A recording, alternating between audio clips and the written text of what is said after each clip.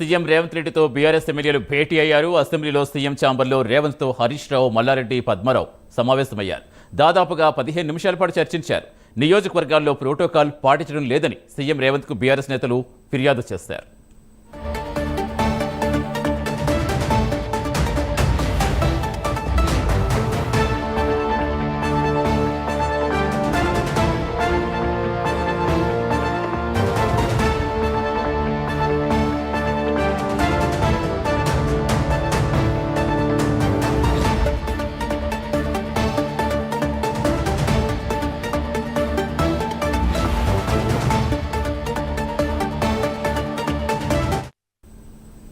CM Revanth రెడ్డితో BRS ఎమ్మెల్యేలు భేటీ అయ్యారు. పూర్తి సమాచారం ఇచ్చేందుకు మా కరెస్పాండెంట్ చందు జనుద్దర్. చందు, ఎంతసేపు ఈ భేటీ సాగింది? ఏం చెప్పారు ఎమ్మెల్యేలు?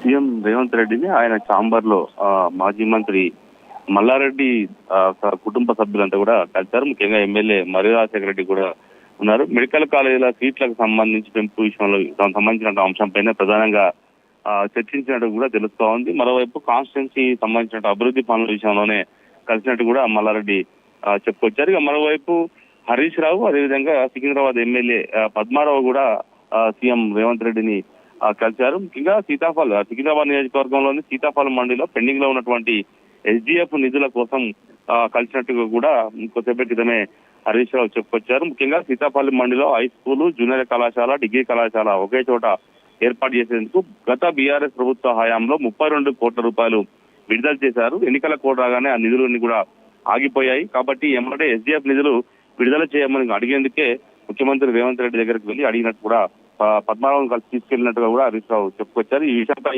ఒక రిప్రజెంటేషన్ కూడా ఇచ్చినట్టు కూడా ఆయన చెప్పారు. అంతే తప్ప ఇందులో రాజకీయంగా ఏమీ లేదంటూ కూడా ఆయన చెప్పుకొని వచ్చారు. Satish. Right, thank you Chandu.